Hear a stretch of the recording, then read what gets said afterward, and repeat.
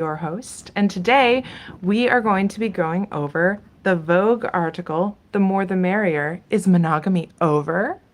Which was written by Michelle Ruiz Andrews, appearing in the April 2022 issue of Vogue, and featuring many, many wonderful creators, including yours truly. So let's get started. It starts on page 108 and has a beautiful photo.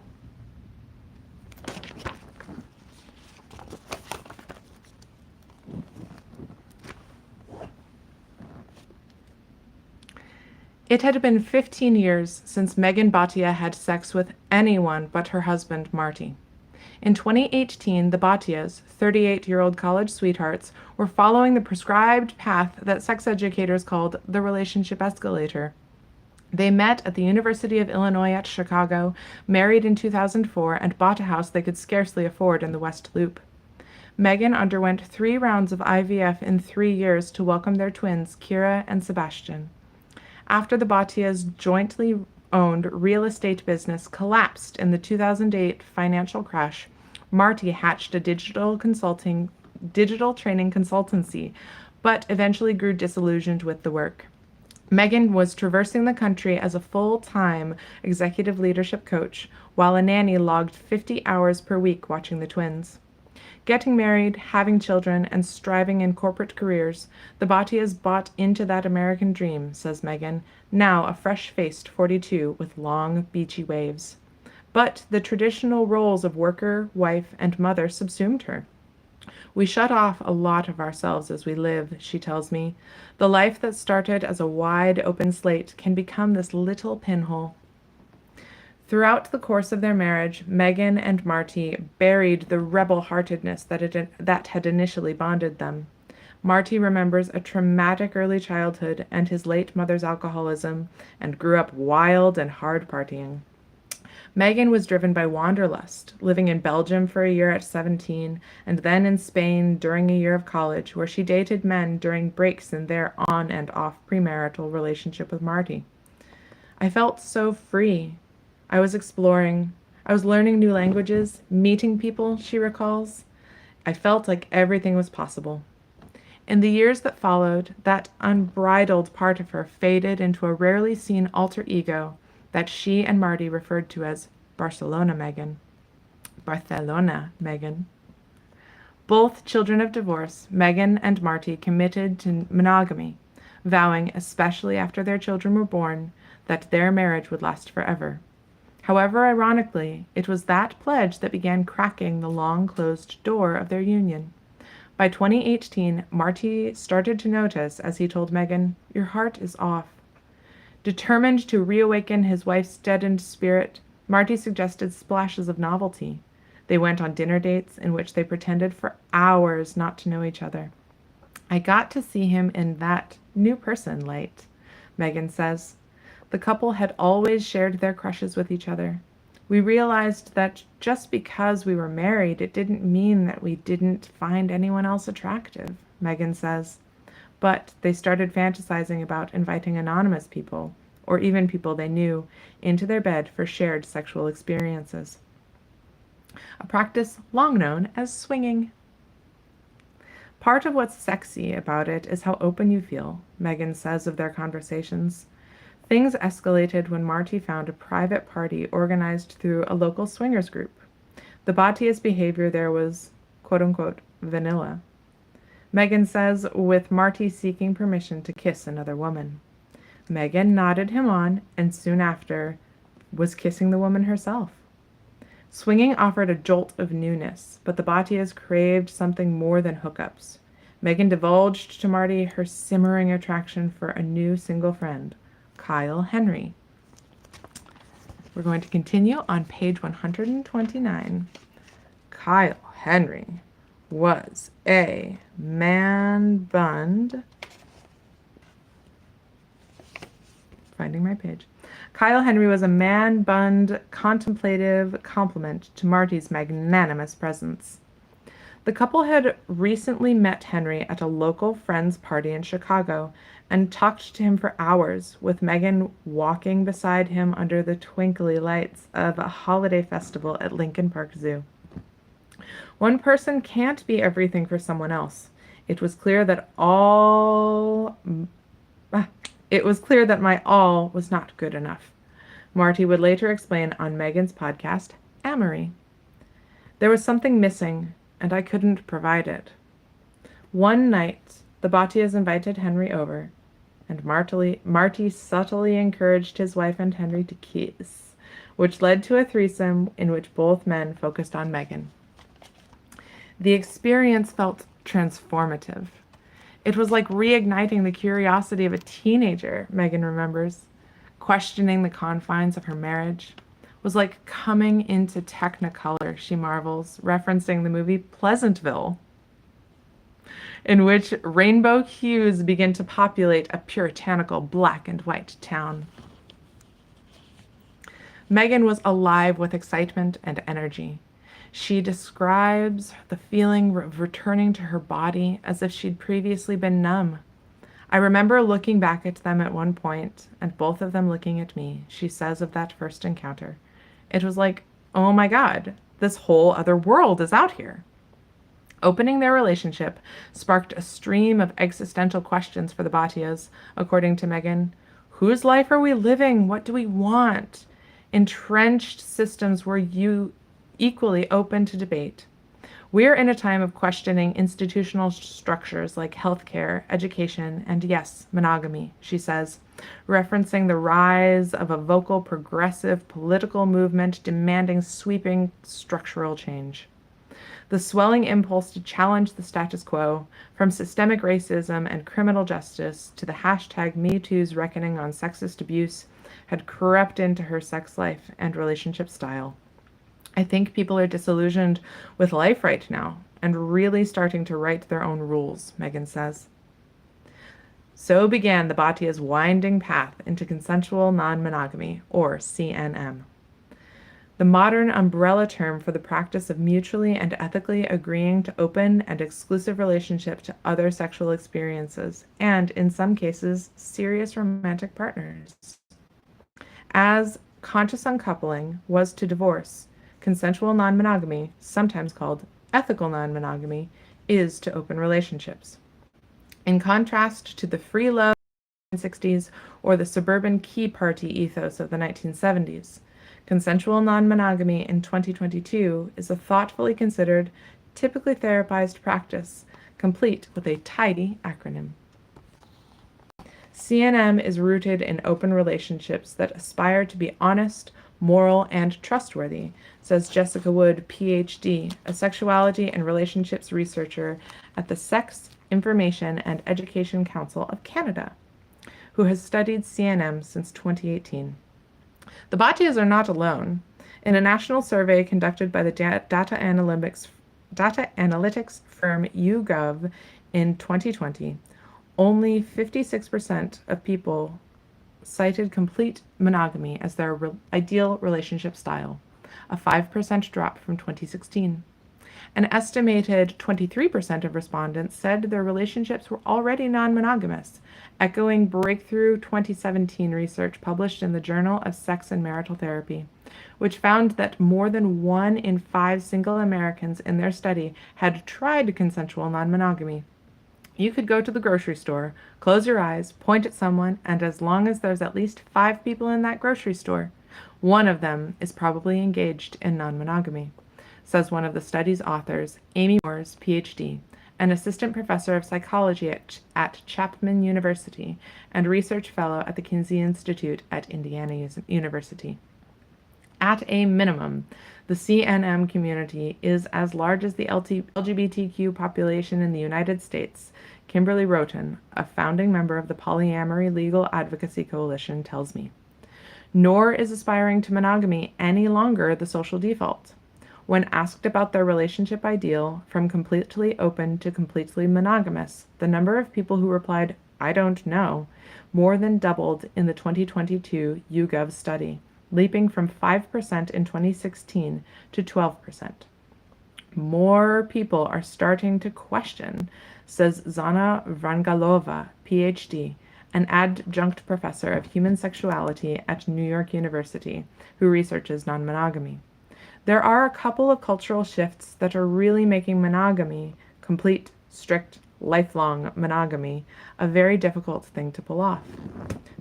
Though a pandemic might seem inimical to meeting new partners, social distancing and swinging hardly mix.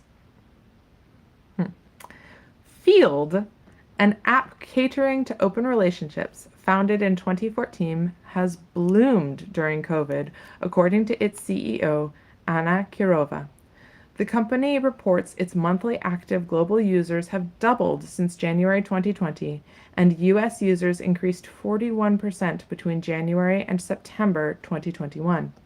Kirova theorizes that the pandemic sparked a kind of global identity crisis, a wake-up call, like someone flicked on a switch, she says.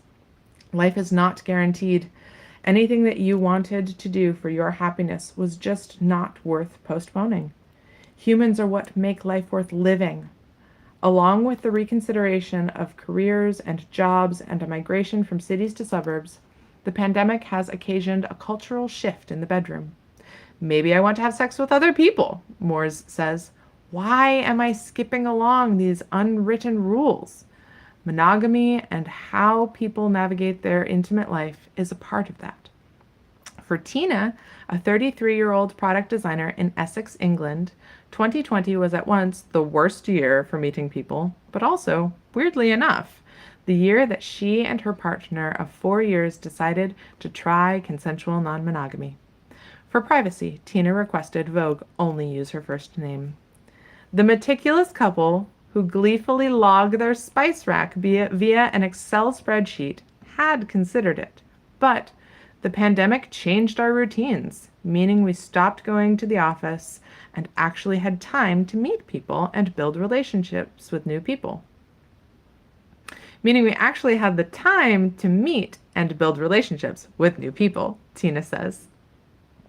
I suspect 6 months of lockdown helped my introverted partner open up to the idea of meeting new people too. Speaking for myself, as a reluctant participant in the urban migration from New York to Connecticut, I saw a shift too. New friends and neighbors piercing the ennui of titillating talk of swinging, including the rumor that the displaying of two Adirondack, I have the hardest time pronouncing this word, Adirondack chairs on one's front porch, or placing a pineapple, a symbol of hospitality and warm welcome, in your grocery cart signals willingness. Sounds appropriative to me. Back to the article. The pineapple code is real, one consensually monogamous couple confirms, though more often communicated through a pineapple emblazoned t-shirts than fresh fruit at Whole Foods. Okay, we had parrots in 2010 because they were poly. Now we have pineapples appropriating Hawaiian culture. I don't understand this phenomenon. Have you seen it, or is this just an East Coast thing? Let me know. Back to the article. Sex scholars studying CNM are beginning to explore the possibility that the desire to be non-monogamous is a relationship orientation unto itself, or maybe a part of sexual orientation. Creating a more nuanced definition of sexual orientation could mean asking, do you want no partners? Or do you want to be exclusive and in sexual and or emotional ways to one partner? Or open with multiple? Moore says, as with gender and sexuality, relationships can exist on a spectrum, Vrangalova argues. We're not dealing with a binary world of, oh, you're monogamous, or oh, you're totally open. There's lots of different things in between. That means swinging or simply permission to flirt.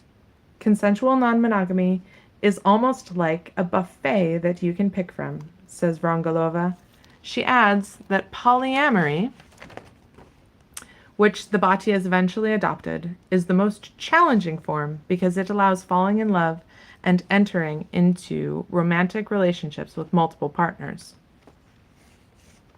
Not my words, somebody else's, but I have consistently found this part to be like eyebrow raise. Back to the article. An advanced emotional juggling act, polyamory. Henry has become Meghan's second partner since that first electric night together. He, the Batias, and the Batias' now 6-year-old twins are currently living in separate homes in Costa Rica after Meghan and Marty quit their corporate jobs last year to travel the world. When they were younger, the twins liked to call Henry Uncle Kyle. Kyle Henry. 2 first names. I know it's confusing. And Marty, too, has a second partner who is not out publicly. In polyamory lingo, she is called Meghan's metamor. Meghan considers herself a better parent now that she's polyamorous, saying she's a more loving person in general. She and Marty give their son and daughter an age-appropriate explanation of their unconventional relationship structure, or polycule. CNM is the in quotes, CNM is only the beginning of a seemingly endless glossary of terms. At one point, when we lived in New Zealand, and Kyle lived with us for about 6 months, they knew I might be in Kyle's bedroom or I might be in Daddy's bedroom, Meghan said. We talk about Mommy loves Kyle and Daddy, and Daddy loves Mommy, and Daddy loves his partner. And they don't know it's not normal yet. She likens it to the kids' simply accepting of the Batia's gay friends. Links between the CNM and queer communities abound. The Supreme Court's legalization of same-sex marriage in 2015 chipped at the foundation of the husband and wife as gold standard, according to Moores, allowing us to have different conversations about different transformations of family life. It's also true that the gay, lesbian, and bisexual communities are twice as likely to practice CNM than their heterosexual counterparts, according to the research. People who don't fit into the world as it is are the ones who imagine different worlds that might work out for the better. Janet Hardy, co-author of The Ethical Slut, the seminal 1997 book on polyamory, told me. But any connection between CNM and LGBTQ was downplayed during the fight for marriage equality, Moores says. A purposeful silencing, she calls it. The emphasis was on marriage equity, not the questioning of its conventions. I can attest to this. Back to the article. It took 5 more years, but in June 2020, the liberal city of Somerville, Massachusetts, just outside Boston, passed what was believed to be the country's first municipal ordinance recognizing polyamorous relationships of three or more people, granting them the same legal rights as married monogamous couples. The neighboring cities of Cambridge and Arlington followed suit in March and April of 2021. Moores cites the late Supreme Court Justice Antonin Scalia's slippery slope argument that striking down anti-sodomy laws could lead to queer marriage and legal unions between multiple people. She laughs a little. He wasn't wrong. These public policy moves are an early indicator of a very significant shift in public attitude and opinion, says Justin Lemiller, PhD, a social psychologist and author of Tell Me What You Want, The Science of Sexual Desire. This is the next wave of inquiry, Moores agrees. This is going to be up for national discussion in the coming decade, if not sooner. It all amounts to a migration to the mainstream. At Hardy and co-author Dossie Easton's earliest book events for The Ethical Slut in the late 90s, audiences were mostly geek culture, Renaissance fair, science fiction conference attendees, old hippies like us, Hardy says. Now the crowds are much more diverse. When I speak in cities, I look out over the audience, it's much younger and more materially successful. We get a lot of young professionals and people who would never have considered this back in 1997. Can attest, that was my family. A celebrity face of non-monogamy emerged last year when Will and Jada Pinkett Smith, a couple exalted and admired for their rare in Hollywood 24-year relationship, began publicly discussing a period of non-monogamy in their marriage. with Smith telling GQ that they were both miserable with the trappings of traditional marriage. We have given each other trust and freedom with the belief that everybody has to find their own way, Smith said. Marriage, for us, can't be a prison. Their daughter, Willow Smith, who is bisexual, also came out as polyamorous in 2021, praising the freedom to be able to create a relationship style that works for you and not just stepping into monogamy because that's what everyone around you says is the right thing to do. If the Smiths' openness felt like a watershed, the terms they used were not new. Freedom is the oft-cited benefit among the consensually non-monogamous. It's about allowing freedom in the most respectful way, says the field CEO, Kirova. I don't want to put any borders around the way my partner explores the world. Neither do I want borders. Jolie Hamilton, PhD, a research psychologist, told me CNM is about returning agency to your partner. She and her second husband, Ken, who have 7 children between them, live in small-town Massachusetts. They, quote, look like soccer parents, she says. And when we Zoom, she's in a perky high ponytail and Ken wears a Grinch-printed holiday hoodie. But their shared Google Calendar is alight with plans with other partners, mostly friends with benefits, sometimes boyfriends or girlfriends. All but one of their adult children are supportive. Like apples and Adirondack chairs, cake is another symbol linked to CNM. Cake? Cake is another symbol linked to CNM, a nod to having it and eating it too. And yet, CNM is not without complications. The English designer Tina's first CNM relationship fell apart due to a lack of communication. We didn't check in with each other. We just thought, well, if something's not working, we could go get it elsewhere. Tina only half jokes that CNM is 99% talking and 1% sex. Opening relationships that are already flailing rarely saves them. Like, having a kid to fix a relationship is not going to work, said Moores, and social stigma persists. Members of the CNM community worry that they could be ostracized by family, attacked as parents, or lose their jobs, as polyamorous people are not legally protected from discrimination. Co-creation grew up with polyamorous parents in Seattle in the 90s. I was the child who got to be raised by the tribe, says the 31-year-old activist. It included a set of 5 parents, including Creation's biological mom and dad, their partners, plus an orbit of chosen aunties and uncles. There was always somebody to ask how to help me learn a skill, always somebody to give a piece of advice, says Creation, author of the memoir This Heart Holds Many, My Life as the Non-Binary Millennial Child of a Polyamorous Family.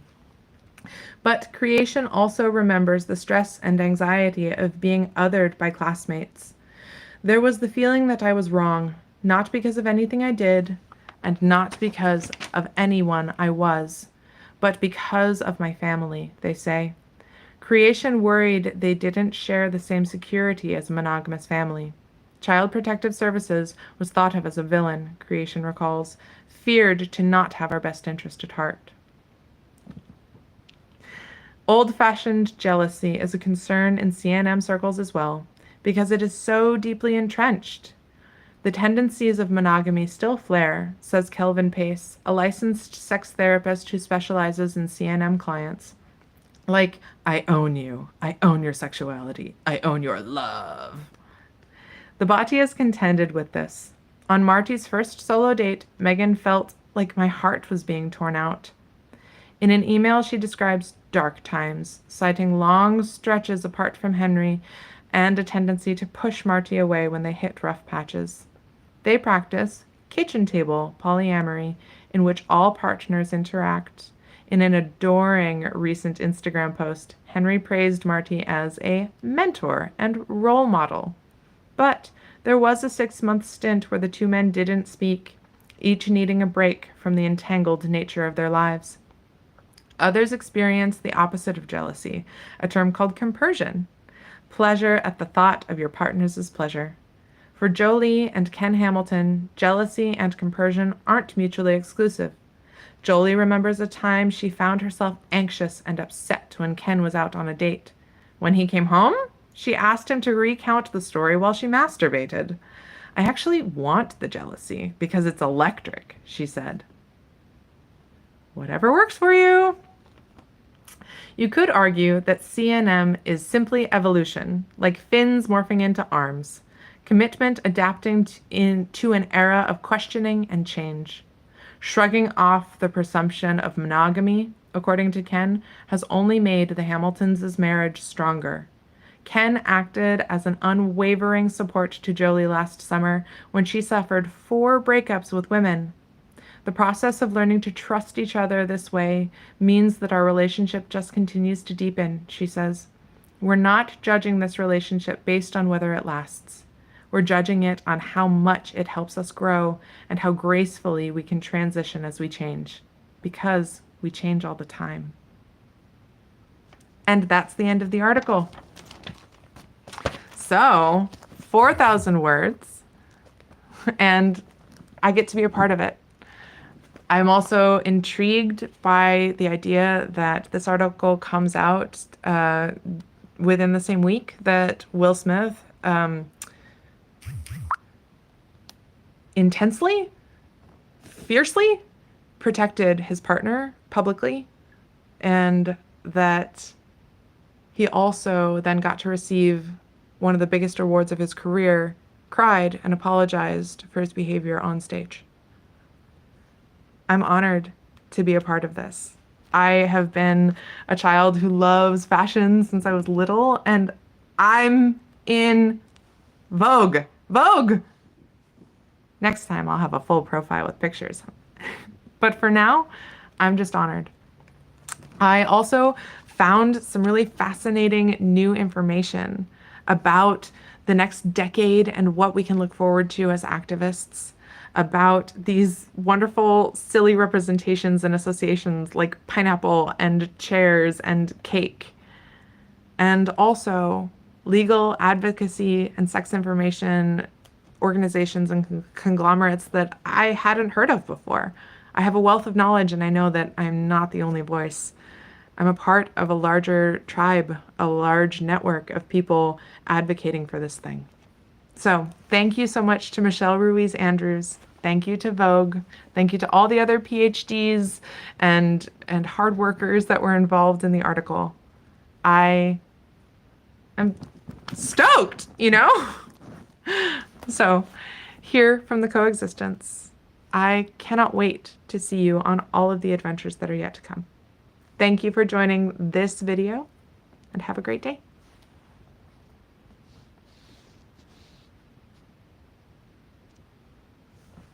We got it.